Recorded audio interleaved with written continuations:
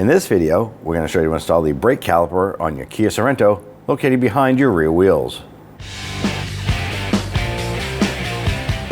Using a 21mm socket, loosen and remove your lug nuts. Go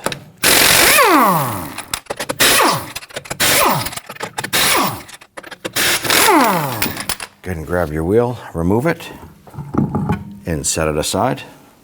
Now I want to go ahead and remove our caliper here. There's two bolts here and here. I'm going to go ahead and use our 14mm socket with our ratchet to go ahead, loosen and remove these.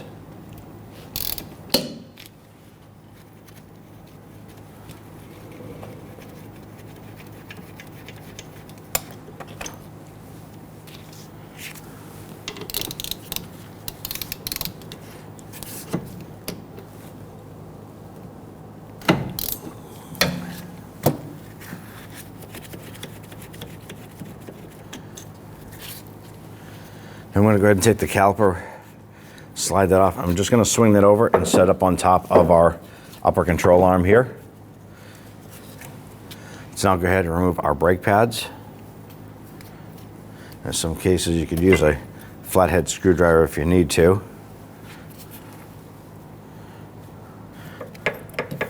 Now if you are doing a caliper replacement, now might be a good time if you need pads and rotors to go ahead and do those now as well. Our sliders, we can just pop those off. And on the inboard side here, we have two more bolts we need to loosen and remove. These are 14 mil as well, 14mm.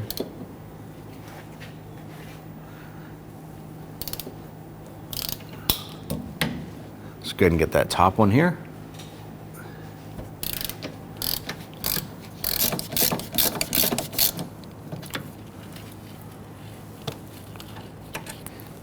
Once we get that upper one removed, let's go ahead and get the bottom one out.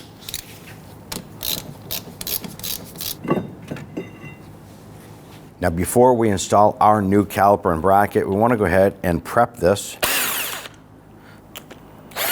using a 14mm socket to go ahead and loosen our caliper to slide pin bolts. Now these here, we want to go ahead and pull these out. These are our slide pins.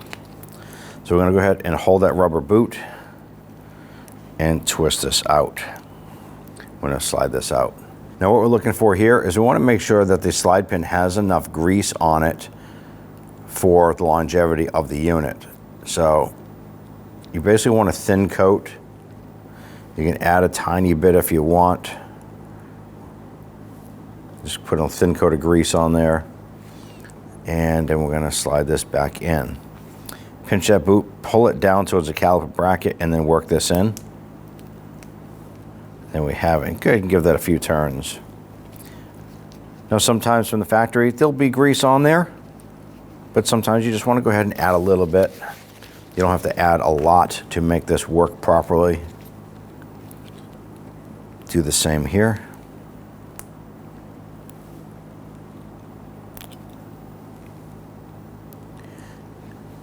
And there's a good amount of grease on this one here, so we're good.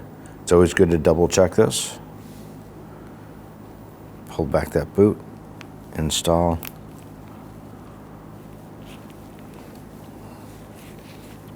You can wipe off any excess. Now if you notice here, you push in and that boot is bulging out and it wants to push the pin back out.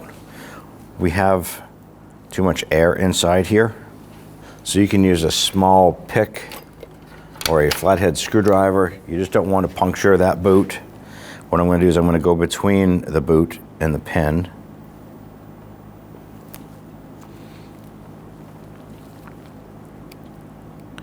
And I want to create a release just by holding that out. And there it is there.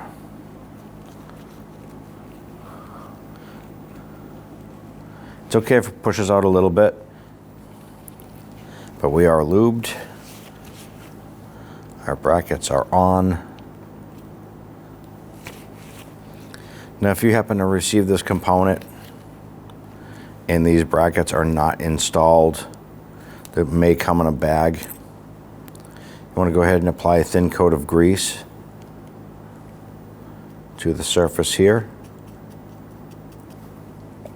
Smear it with your glove, wipe off the excess, and then take your bracket, line it up, and push that down and on, making sure that it's fully seated. You're going to do this for both sides. And our bracket is ready for installation. Grab your new bracket. Go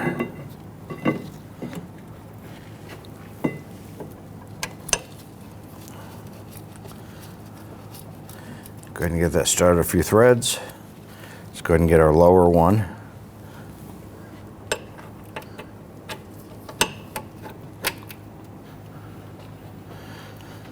All right, once we have these bolts in, let's go ahead and snug these down.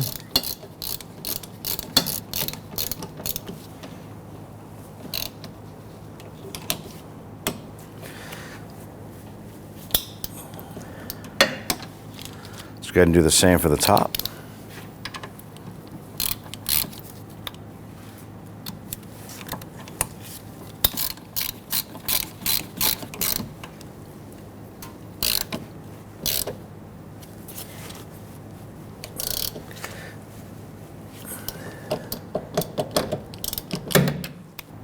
Once you have those snug down, let's go ahead and install your brake pads. Make sure that the inboard pad has the squeak tab attached to it.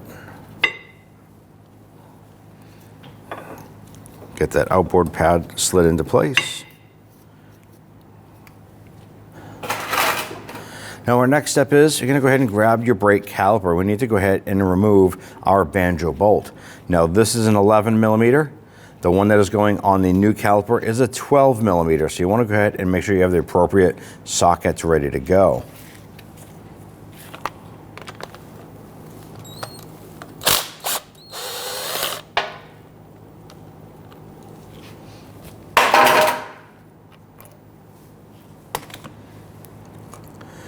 Remove the banjo bolt. Make sure that the copper washer is gone on both sides of that line. Grab the new banjo bolt, install the new copper washer. I'm going to feed that through. Grab the other copper washer, put that through.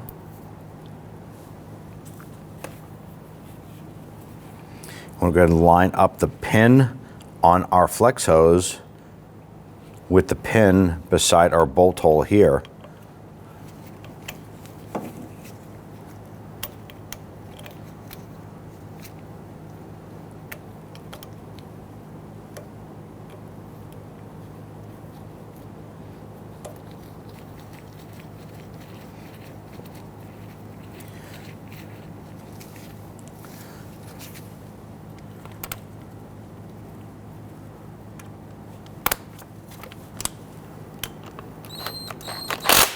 Gently snug that down. I'm going to bring this up. Push in on your slide pins to let that bracket or let the caliper fit in. Install your upper bolt.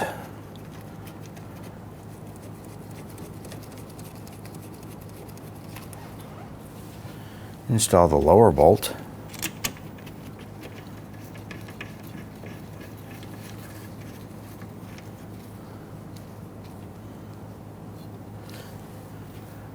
Let's get and torque everything down. Let's torque down our caliper to bracket bolts to 20 foot-pounds.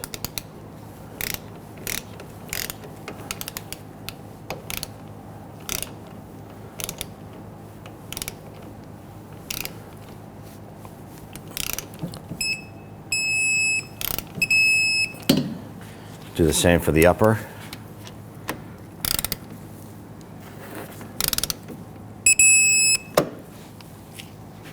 The two bolts that secure the bracket to the knuckle are 50 foot-pounds.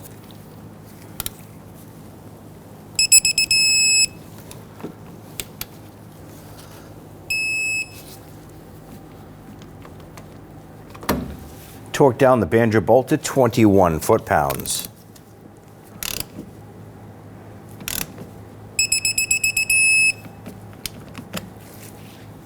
Remove the rubber cap that exposes your bleeder screw. Using a 10mm wrench, go ahead and open this up. And what we're doing now is waiting for the brake fluid to come through and burp out any air pockets in there. So we're just going to watch for this, and we're looking for a steady stream of fluid after we see air bubbles. Now at this point here, we have a steady stream of fluid constantly coming out. Any of the air bubbles are already purged at this point. Go ahead and close this. And once that bottoms out, you can go ahead and give it a little bit more. I'm going to use some spray solvent.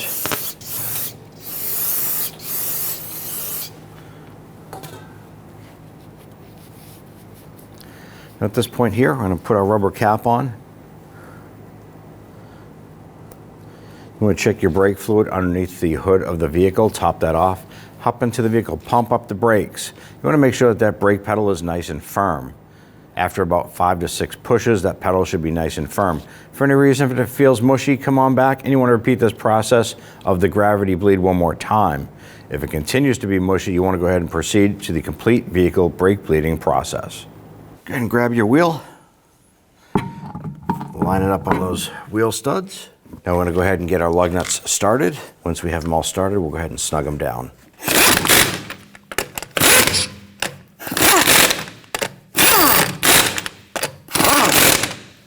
Let's go ahead and torque down our lug nuts to 75 foot-pounds. You want to do this in a crisscross pattern.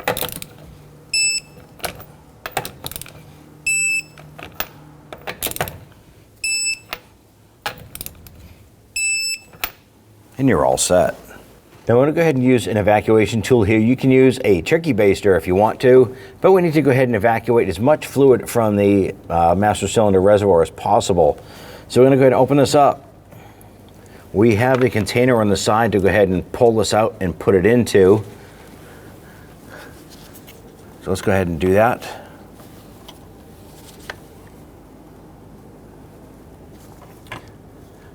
Now brake fluid is corrosive, so you want to prevent this from getting all over other pieces and parts.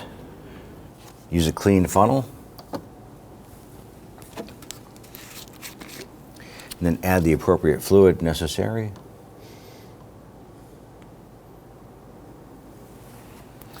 Make sure you're right at that full mark. Put your cover on. Now we're going to go ahead and start our brake bleeding process. Now we have all 4 of our wheels off, and we're going to start at the right rear. Then we're going to proceed to the left front. At that point there, we're going to top off our master cylinder and then go to the left rear and end with the right front. Now we have someone inside the vehicle to go ahead and assist us while doing this process. We have a fluid bottle over here to catch the fluid from our bleeding process here. I'm going to go ahead and remove this cap. We have our 10mm wrench to go ahead and open up our bleeder screw. So we're going to put this on here. Now at this point, we're going to go ahead and have the person inside the vehicle go ahead and pump up that brake pedal about 3 to 4 times and hold pressure. Go ahead.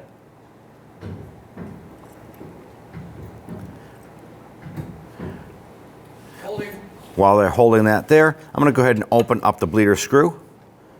And they're going to let me know once that pedal hits the floor, and we can watch the fluid and air come through.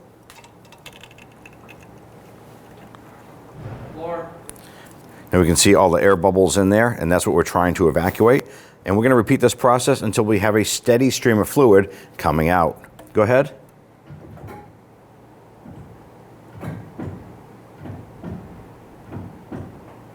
Holding. Floor. Go ahead. That last one has some good solid fluid coming through.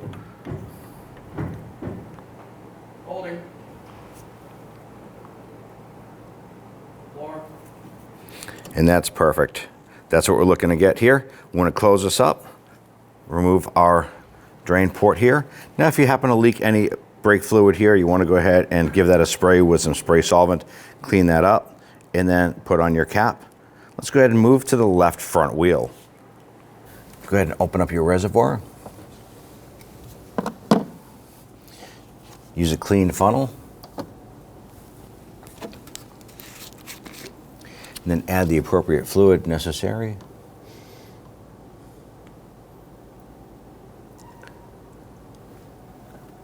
Good, remove that funnel. Put that cover back on. Now here we are at the left front. We're going to go ahead and pull off our rubber cap. Now if you don't have this rubber cap, it's not critical to the operation of the braking system. I'm going to go ahead and put our bottle on here.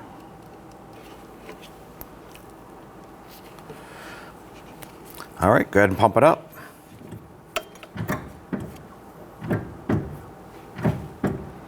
Holding. Floor. Go ahead. Holding. Floor. Go ahead. Now you can see we have a solid stream of fluid coming out, no air bubbles. Holding. We'll probably do this one more time. Floor. And this one here is perfect, so snug that down. Release this. Once again, if you have excess fluid dripping out, go ahead and spray that down with some solvent. Wipe it down and then put your cap on. And then we're going to continue this process. We're now going to move to the left rear, which is the driver's side rear, and then wrap up on the right front. Open up the cap. Now at this point here, you just want to go ahead and top that off. Make sure you're right at that full mark. Put your cover on. Now at this point here, you want to hop into the vehicle. Pump up that brake pedal. You want to make sure that that brake pedal goes to the floor and it's really comfortable. If it is soft and squishy, you want to go ahead and repeat the brake bleeding process again. At that point there, install your wheels and go for a road test. You should be all set. When only the best will do, demand TRQ. The only company that lets you view before you do. TRQ is committed to offering the highest quality aftermarket auto parts that are engineered for peace of mind. Thanks for using and viewing with TRQ.